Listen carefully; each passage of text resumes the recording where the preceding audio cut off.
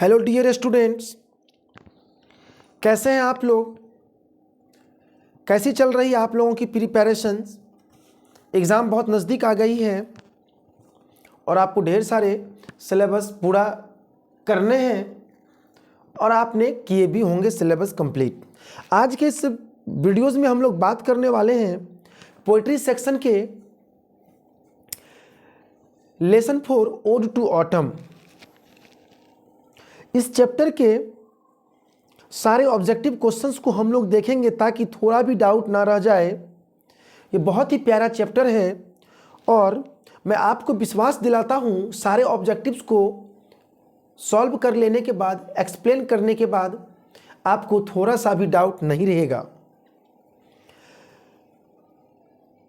इस क्लास के जो टॉपिक्स अगर उनकी बात की जाए तो लेखक के बारे में पढ़ेंगे, उनके डेट ऑफ बर्थ और डेट ऑफ डेथ के बारे में पढ़ेंगे। हिंदी में स्टोरी का सारांश को पढ़ेंगे और 17 ऑब्जेक्टिव क्वेश्चंस को हम लोग सॉल्व करेंगे। ओके, चलिए अगर इस कहानी के लेखक के बारे में बात की जाए तो इस कहानी के लेखक जो हैं, लेखक हैं ऑड टू ऑटम के लेखक है John Keats. Ode to autumn के लेखक कौन है? लेखक है John Keats. Okay, John Keats लेखक हैं। इनका जन्म 31 अक्टूबर 1795 ईस्वी में हुआ और इसका मृत्यु 23 फरवरी 1821 ईस्वी में हुआ। ये मात्र 26 वर्ष के ही थे तो इनकी 26 वर्ष के ही उम्र में इनकी मृत्यु हो जाती है। 26 वर्ष की उम्र में ही इनकी मृत्यु हो जाती है एट द एज ऑफ 26।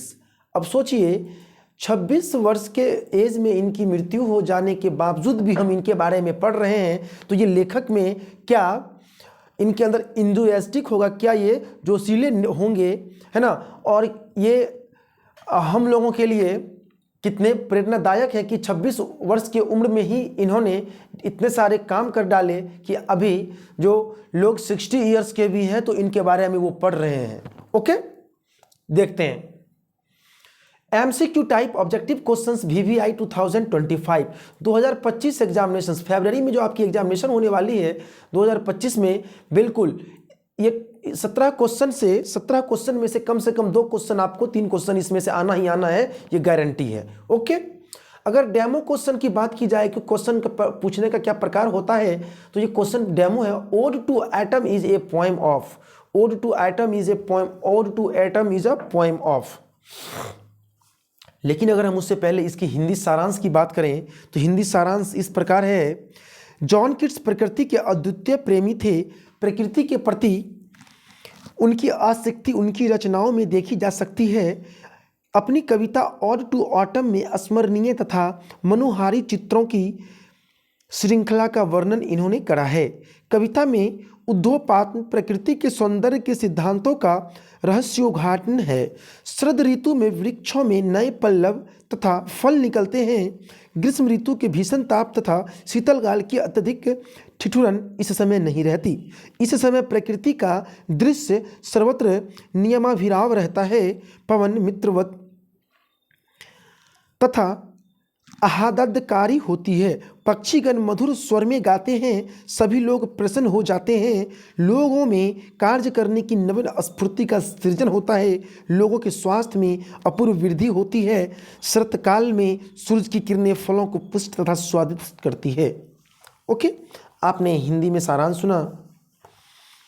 अब डेमो क्वेश्चंस की बात करते हैं। कहते हैं ode to autumn is a poem of. Ode to autumn is a poem of. Option number C is the right answer. ये जो ओड टू ऑटम है ये पोएम किन का पोएम है? ये पोएम जो पढ़ने के लिए दिया गया, किन के बारे में पोएम? ये हम लोगों को पढ़ने के लिए दिया गया। किन के बारे में पढ़ना है ये पोएम? तो नेचर के बारे में पढ़ना है, प्रकृति के बारे में। इस पोएम को हम लोग, इस पोएम में प्रकृति के बारे में पढ़ने वाले हैं। ओके, इस पोएम में हम लोग प्रकृति के बारे में पढ़ने जा रहे हैं कि प्रकृति का, नेचर का क्या स्वभाव होता है, नेचर का क्या गुण होता है जिससे कि हमारे जीवन में नेचर के परिवर्तन होने से, प्रकृति के परिवर्तन होने से हमारे जीवन में भी एक नया रुख और हमारे जीवन में भी एक नया परिवर्तन आता है प्रकृति के परिवर्तन होने से। Here option number C is the right answer. यहाँ option number C right answer होगा। ये पोएम सीधा सीधा प्रकृति से संबंधित है। चलिए नेक्स्ट क्वेश्चन है ना, स्टार्ट क्वेश्चन है आपका। Next question, question number 1, who has composed the poem ode to autumn. जैसा कि आपने सुना, ओड टू ऑटम की लेखक जॉन कीट्स हैं। ओके, ओड टू ऑटम की लेखक कौन है? ओड टू ऑटम के लेखक हैं जॉन कीट्स। जॉन कीट्स का जन्म 31 अक्टूबर 1795 में और मृत्यु 27 फरवरी 1821 ईस्वी में 26 वर्ष की आयु में ही हो चुका था इनका। ओके, ओड टू ऑटम किनके द्वारा लिखा गया है? तो कीट्स के बारे में। ओड टू ऑटम किनके बारे में लिखा गया है? ओड टू ऑटम कीट्स के बारे में लिखा गया। नेक्स्ट क्वेश्चन की बात की जाए तो ode to autumn is written in, ode to autumn जो वो कब लिखा गया है? ओड टू ऑटम कब लिखा गया है? तो option number B, option number ये बी, यहाँ बी होगा, यहाँ ये ऑप्शन नंबर बी है आपका। ओके, तो सितंबर, ये सी है। तो 1819 ईस्वी में, 1819 ईस्वी में नवंबर का महीना 1819 ईस्वी में ये कविता लिखे जॉन कीट्स ने। Next question please, ode to autumn is, ode to autumn क्या है? चलिए, ये बहुत ही सेंसिटिव क्वेश्चन है एग्जाम के दृष्टिकोण से। आपको मैं बार बार बतलाया हूँ कि एन इपिक, इपिक से आपको क्या समझ में आता है, एलेजी से क्या समझ में आता है, एन ओड से क्या समझ में आता है, ए बैलेड से क्या समझ में आता है। अगर अभी भी आपको इन चारों में किसी वर्ड पे डाउट है तो आप हमारे पिछले वीडियोज़ में देख लेंगे। जस्ट लेसन 3 वाले वीडियोज़ में आपको सारे डाउट्स वहाँ क्लियर हो जाएंगे। Okay, option number C, an ode, option number C is the right answer. ये एन ओड है ना। ये ओड क्या हुआ? ओड, ओड है ए टाइप ऑफ पोएम्स, कविताओं का एक प्रकार को ओड कहते हैं। Next question please, in ode to autumn, ode to autumn कविता में Keats deals with dash in details. John Keats जो हैं वो किस चीज़ के बारे में डील्स किए हैं, किस चीज़ों के बारे में चर्चा किए हैं? ओड टू ऑटम में जॉन कीट्स जो है वो किस चीज़ों के बारे में उन्होंने चर्चा करा है? तो option number D is the right answer. Option number D हमारा राइट आंसर होगा। ऑप्शन नंबर डी हमारा राइट आंसर होगा। ओके, ऑटम सीजन के बारे में जॉन कीट्स ने चर्चा करा है। Next question please, ode to autumn consist of, ode to autumn consist of, ode to autumn में कितने स्टेंजा है? 4 स्टेंजा की ये कविता है या 3 स्टेंजा की कविता है, 5 स्टेंजा की कविता या 6 स्टेंजा, 6 स्टेंजा की कविता है? ओड टू ऑटम जो है बेटा ये पिछले ईयर भी पूछा गया है आपके इंटरमीडिएट बोर्ड एग्जाम में, है ना। बिल्कुल ये VVI हॉट क्वेश्चन है ये।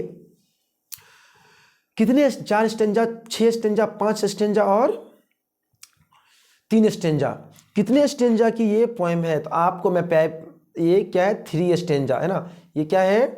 3 स्टेंजा, 3 स्टेंजा का ये पोएम है, 3 स्टेंजा का ये पोएम है। Option number B is the right answer. Next question please, the theme of autumn is, ये जो ऑटम सीजन का थीम है वो क्या कहता है, वो क्या बतलाता है ना? तो वो कहता है फुलफिलमेंट मैच्योरिटी।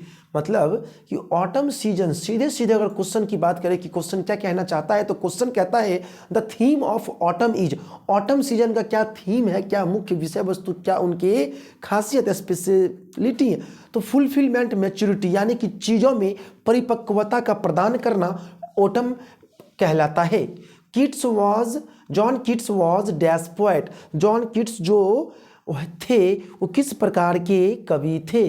और रोमांटिक और विक्टोरियन, नॉन ऑफ दिस या modern? First you have to answer first, a romantic poem. John Keats was a romantic poet. Okay, next question please, who called, किसने कहा ओड टू ऑटम जो है Keats का सबसे satisfying of all the odds? अच्छा, odd to autumn, आपने odd to autumn जो जिसमें मैंने सारे पूरे स्टोरीज को समराई करा, उसमें मैंने ओड टू ऑटम के हिंदी को मैं बतलाया कि ओड टू ऑटम का मतलब होता है पतझड़ ऋतु के बारे में प्रशंसा, पतझड़ ऋतु के बारे में प्रशंसा। ओड टू ऑटम, ऑटम मतलब हुआ पतझड़ ऋतु, ओड मतलब हुआ कि प्रशंसा करना पतझड़ ऋतु का, कि पतझड़ ऋतु में किस प्रकार से सूखे पत्ते टहनियों से गिरते हैं और फिर उसमें नए जो पत्ते जो आते हैं, तो वो किस प्रकार से एक मौसम को, है ना, और वातावरण को, और जो ट्रीन है, जो इन्वायरमेंट है, उसमें एक नई खूबसूरती आती है। तो इस क्वेश्चन को समझे कि हु कॉल्ड, किसने कहा ओड टू ऑटम के बारे में, जो किट्स का है, मोस्ट सेटिस्फाइंग, एकदम बिल्कुल संतुष्ट कर देने वाली ये कविता है ऑफ ऑल द ओड्स, और सारे कविताओं की अपेक्षा, ऑफ ऑल द ओड्स, है ना, और सारे कविताओं की अपेक्षा। ऑप्शन नंबर डी, ऑर्थर, यानी कि किसने कहा कि ऑड टू ऑटम जो ये कविता है, ये कविता से बढ़ के कुछ नहीं, इस कविता से बढ़ के कौनो कविता नहीं। Option number D, Arthur Compton Rickett. एक आर्थर कॉम्पसन रिकेट जो थे ना, ये कौन थे? ये लॉयर थे और ऑथर थे, लिटरेरी हिस्टोरियन, है ना, साहित्यिक, है ना, साहित्यिक इतिहास के ये कौन थे? उस समय के ये लॉयर थे, ऑथर थे, लेखक भी थे ये।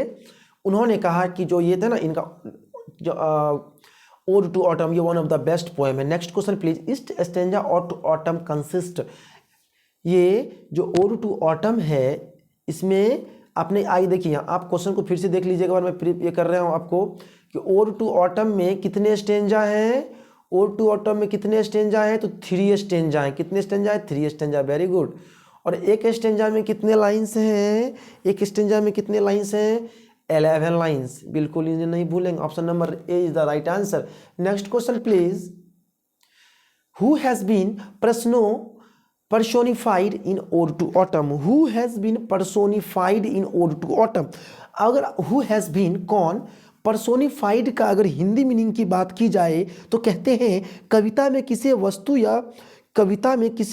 वस्तु या मानव लेख के मानव के रूप में चित्रित करना। यानी कि पर्सोनिफाइड हुआ कि कविता में किसी खास व्यक्ति के या किसी खास वस्तु के बारे में चर्चा करना, है ना, पर्सोनिफाइड कहलाता है। तो कहते हैं कि who has been personified ode to autumn. Ode to autumn के कविता को कौन जो है सो स्पष्ट रूप से बिखेरते हैं।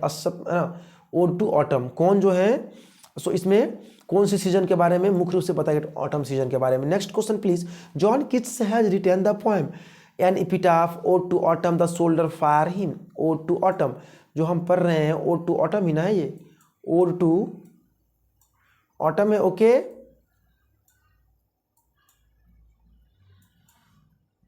Ode to autumn, ode to autumn. Next question please, autumn is a season of mellow. Autumn is a season of mellow. Question number 12 कहता है ऑटम जो है सो एक प्रकार का सीजन है। मेलो मतलब क्या? कि ऑटम सीजन एक ऐसे प्रकार का सीजन है जिसमें क्या होता है कि फुलफिल, मेलो मतलब कि एक रस मतलब एक टाइम आ जाता है चीज़ों को पकने का, चीज़ों को कंप्लीट पौधे से अलग होने का। तो फ्रूटफुलनेस, है ना, फ्रूटफुलनेस। एक ऑटम सीजन ऐसा सीजन है जिस समय पौधों में ब्रांचेज जो शाखा है वो, है ना, उनमें जो पत्ते हैं तो वो बिल्कुल फुलफिलनेस, वो अब क्या है, पूर्ण रूप से तैयार है अब वो उसमें झरने के लिए। Okay, next question please, autumn starts with the departure of the dash off season. Autumn season किस सीजन के बाद आता है? तो समर सीजन के बाद ऑटम सीजन आता है। समर सीजन के बाद ऑटम सीजन, समर सीजन के बाद ऑटम सीजन आता है, समर सीजन के बाद autumn season. Next question please, dash seen was a great lover of nature. इस चारों लेखक में से कौन से लेखक का नाम बतलाइए आप कि जो लेखक जो है वो प्रकृति के जो नेचर के जो एक्सप्लेन है वो कौन किए हैं? तो John Keats. Next question, in dash new leaves and fruits come out on trees. In dash यानी कि किस सीजन में नए पत्ते और फलें आ जाते हैं पौधों में?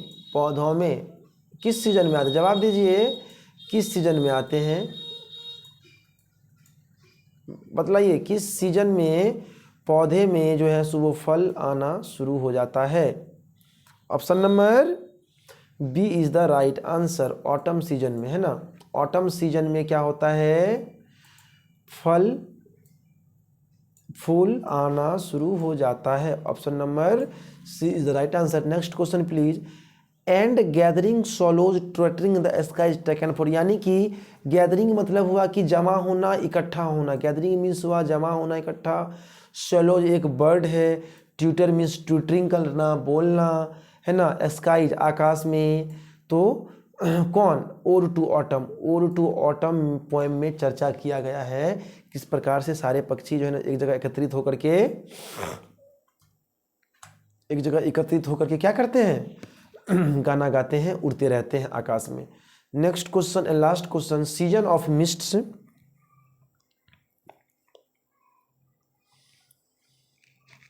सीजन ऑफ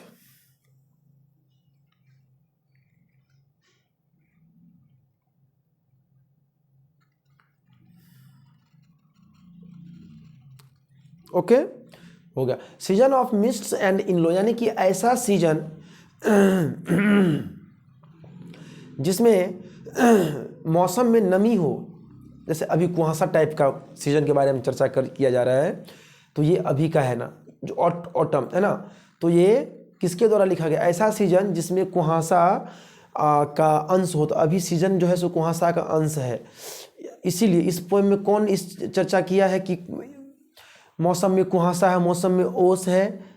ऑटम सीजन में कौन लेखक ने चर्चा किया है, तो जॉन कीट्स ने चर्चा किया है कि जो जनवरी का महीना है ना, इस सीजन में कुहासे है ना, वाइट फॉग के ये टाइम। Okay thanks. आप लोगों ने लेसन 4 के सारे वीडियोस को, सारे ऑब्जेक्टिव्स को आपने देखा। मैं आशा करता हूँ आपको बहुत अच्छे तरीके से समझ में आए होंगे। साथ ही आप लोगों को अगले वीडियोस में, अगले लेसन के साथ मैं फिर से नए कॉन्सेप्ट के साथ आप लोगों को नए ऑब्जेक्टिव बतलाऊंगा। आप तैयारी प्रिपरेशन में जो है ना कोई भी जोक का प्रयास नहीं करेंगे। आप सच्चे मन से, लगन से तैयारी, मेहनत कीजिए। ओके, अच्छे से अच्छे मार्क्स स्कोर करने हैं आपको, ढेर सारे वर्क करने हैं। Thank you to all of you.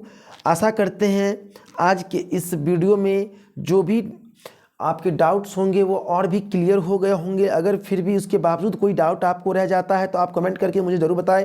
कोई भी डाउट आता है मुझसे व्हाट्सएप पे आप पूछ सकते हैं। अपनी प्रैक्टिस अच्छी तरह से करते रहें। मिलते हैं नेक्स्ट वीडियो में ओके, नेक्स्ट टॉपिक के साथ। तब तक बने रहिए प्रिंस इंग्लिश एजुकेशन के साथ। और हाँ, लगातार वीडियोस को देखते रहिए और पसंद आए तो नीचे कमेंट में करके हमें जरूर बताइएगा ये क्लास कैसा लगा। अगर अच्छा लग रहा है तो लाइक भी कर सकते हैं और हमारे चैनल को सब्सक्राइब भी कर सकते हैं। Okay, thank you.